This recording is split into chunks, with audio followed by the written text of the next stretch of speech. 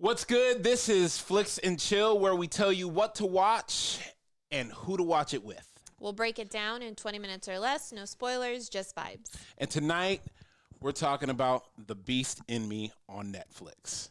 Is it remote on the table, couple's couch, or lock the door? Let's find out. The Beast in Me is a psychological crime thriller centered on Aggie Wiggs, a once famous writer who has withdrawn from public life after the tragic death of her son.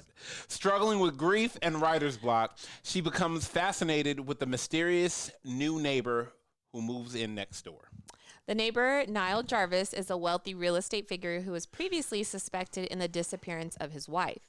As Aggie begins researching his life for a potential book, the relationship between them turns into a tense psychological game filled with manipulation, secrets, and unanswered questions about who the real monster might be.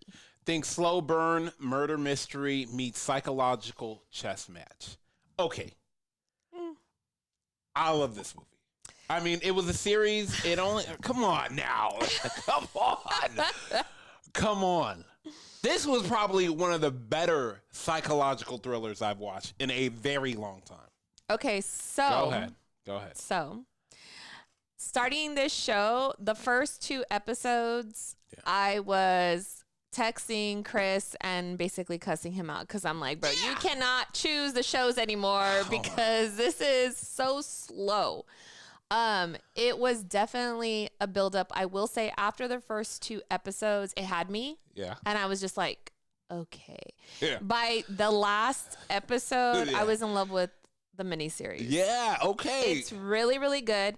I know that our summary just kind of depicted what it was. Yeah. But trust me. After watching it, I was like, what is this so close to that I keep thinking of? And I couldn't figure it out. And then it hit me. For anybody who's a little bit older, if you're in your 20s, you probably haven't seen it, but Silence of the Lambs. Yes. I didn't think about that now. And I went online to compare both. Yep. And even online, people are saying it's very comparable to Anthony Hopkins and Jarvis. Mm-hmm. And then actually digging in deeper, Jarvis, who's the main antagonist, said he actually based his character off of Anthony Hopkins from Silence of the Lamb. Okay. So it made more sense to me after that. And, you know, I like to dig in that. I like to know where certain actors come from as far as like what other movies they've played in and stuff like that as well. I liked it. It was a different psychological thriller than I've watched, before. And it was just like, I'm not going to lie to you. I like the crazy billionaire. Let me explain something to you. That status will let you know how crazy someone really is. You know what?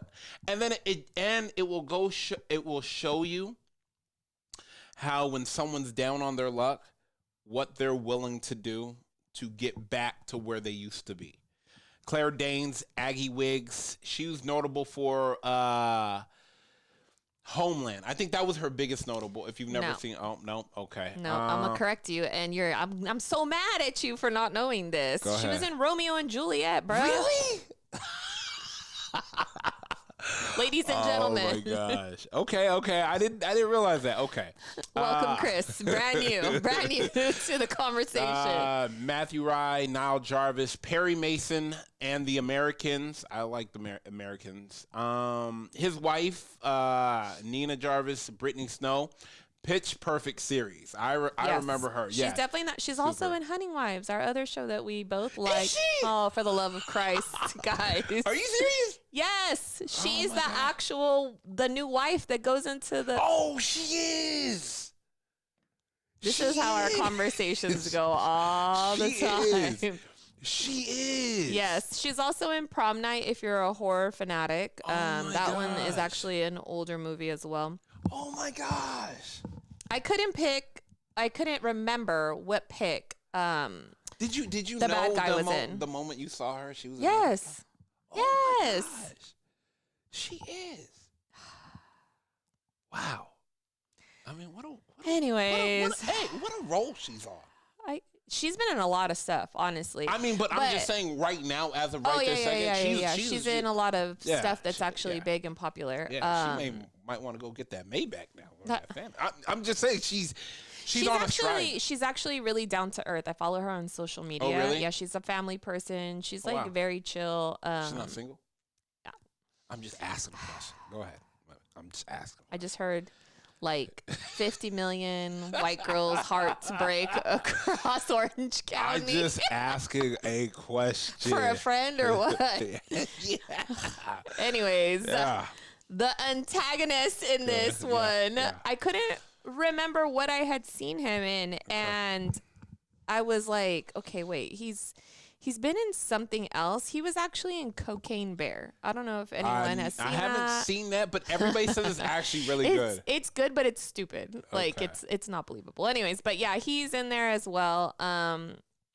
And then you said there's also who?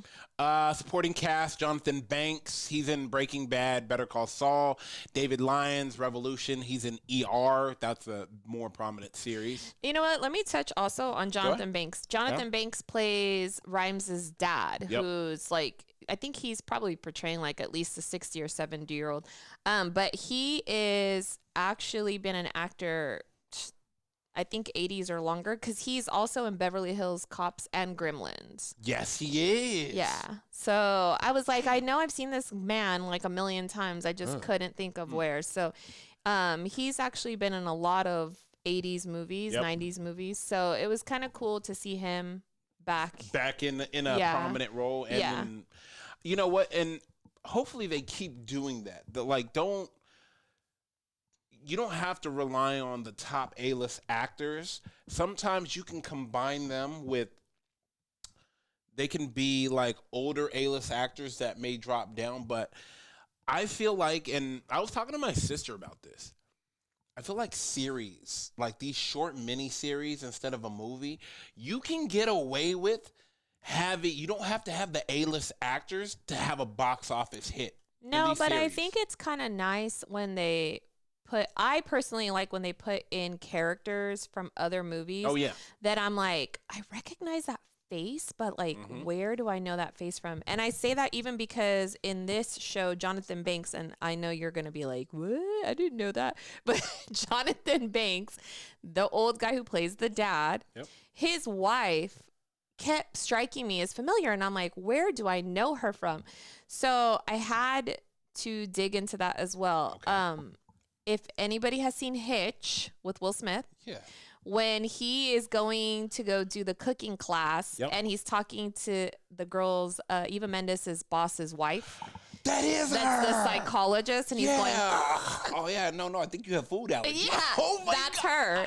She's a lot older, but I was like, my God, where's her face from? So she's also, a surprise appearance as well. She's in there. Oh, my God. And then also Layla George, who plays the victim in this movie. I couldn't place her either, and I knew her face very well. Animal Kingdom. Oh, yeah. She actually plays the younger Smurf in that show. So it was kind of cool to see her too in there, because I don't think I've really seen her in too much since then. Yeah. And I like that.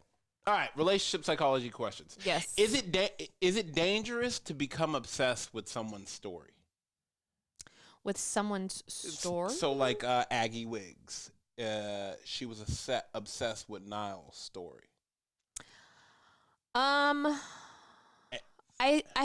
want to say I could see it becoming dangerous. In her case, yes, because she couldn't let it go. She was willing to like dig and dig and dig. And I feel like, especially with somebody who might be a dangerous person per se, like why would you want to continue to dig into that? I mean, he did. I will say he had me tripping at first, because I was like, well, maybe he's just a dick and he didn't do anything wrong. Oh, yeah. At the beginning at the restaurant. Yeah. And then because I was like, okay, I would have done the same thing. Like a lot of his attitude, I felt like, well, maybe it's warranted. But even at the end, I was still surprised by the actions. Oh, yeah. He turned it all the way up. Just everything. It was definitely a surprise. can curiosity about someone turn into emotional attraction? You remember they had that scene while they were drinking? I don't feel like she was emotionally attracted to him. I don't think she was attracted to him until they started opening up and giving out their emotions. And then you saw like, okay, I don't think she was attracted to him at all. I think she felt a closeness to him. Okay.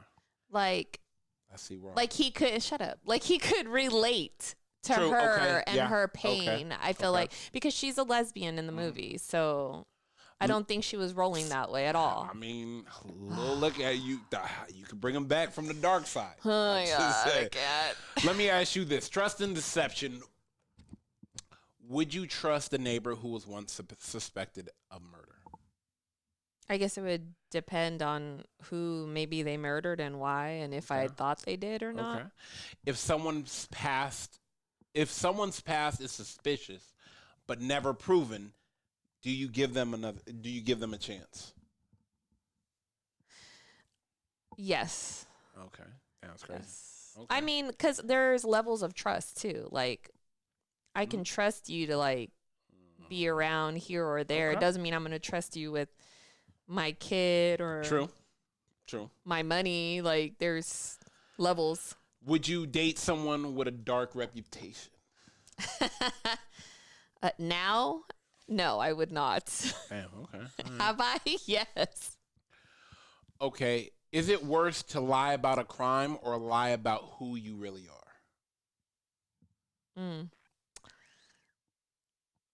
I would say who you really are, but I think it would depend on the crime, too. True, 100%. Depends on the crime, but yes, absolutely. I think it definitely is lie about who you really are. I don't know. Let me ask you this. Where do you see this falling on the ratings chart? Ooh, this one, probably Couples Couch. Yeah. Definitely don't leave the remote on the table. There's too much in this one. There's a lot. I feel like there's a lot. It is definitely a dark psychological thriller. Yeah. I could definitely see Couples Couch for this one. Yeah. There's a lot of pausing and talking. Hell yeah. The relationship manipulation, deep conversation about trust and obsession, and the psychological tension.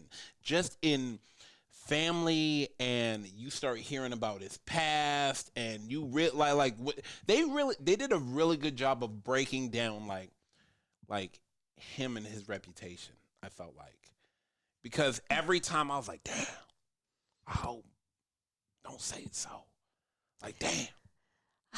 I feel like it's kind of a real life version. I don't know if anyone else has felt this way, but like, even Disney right now specifically, they take a lot of the bad guy, quote unquote, and they do the story of why the person is the bad guy, but they're not really the bad guy. Like, this is how they ended up like that. Yeah. I felt like this was leaning towards that. Like, it kept taking you back and divulging more about him and his past so that you would have some type of sympathy. Yeah. But then it was almost like every time you got sympathy, it was paralleled to like, nah, he's still a piece of shit. Like, it kept teetering the line, then brought you right back like, nah, I still don't like him. Yeah, 100%.